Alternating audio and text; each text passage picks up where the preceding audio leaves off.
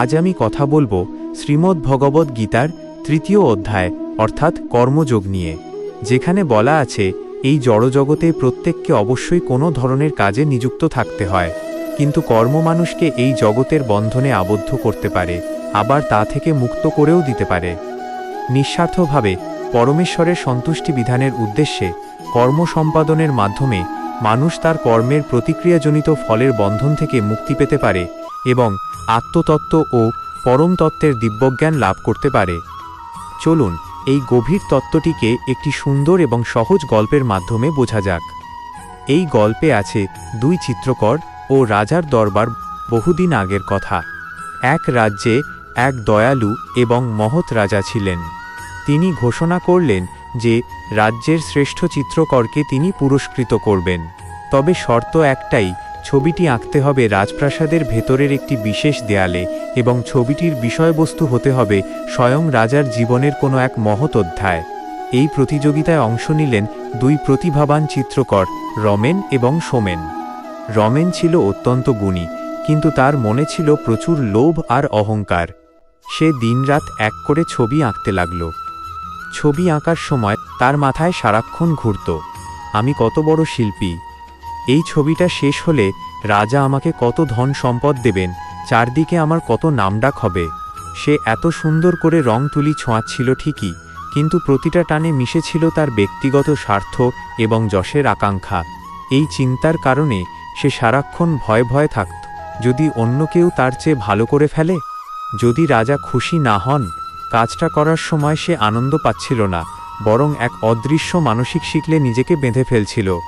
অন্যদিকে সোমেনও ছিল দারুণ শিল্পী, কিন্তু তার ভাবনাটি ছিল সম্পূর্ণ আলাদা।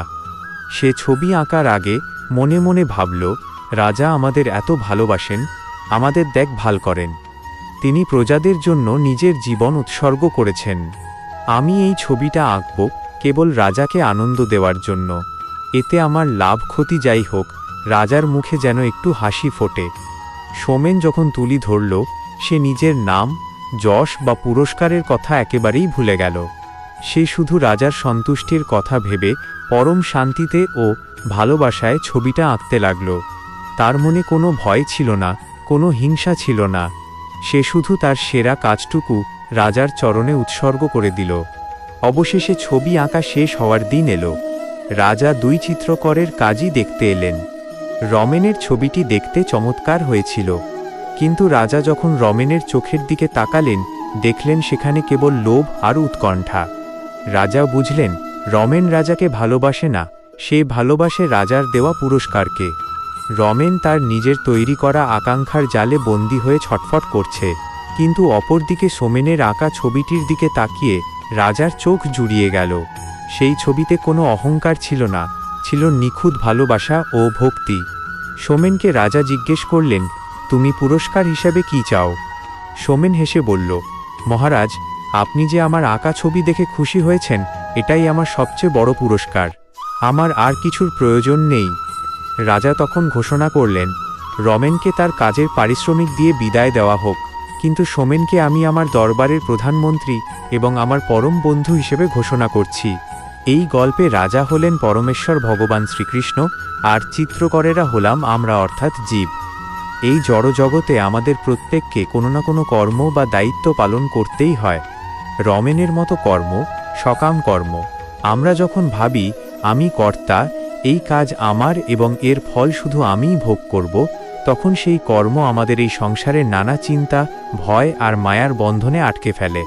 অন্যদিকে সোমেনের মতো কর্ম, কর্মযোগ বা কৃষ্ণ ভাবনাময় কর্ম, যখন আমরা আমাদের জীবনের প্রতিটা কর্তব্য কর্ম, তা সে পড়াশোনা হোক, চাকরি হোক বা সংসার চালানো হোক, নিঃস্বার্থভাবে ভগবানের সন্তুষ্টির জন্য এবং তাঁর চরণে উৎসর্গ করে করি, তখন সেই কর্মই আমাদের মুক্তির পথ দেখায়।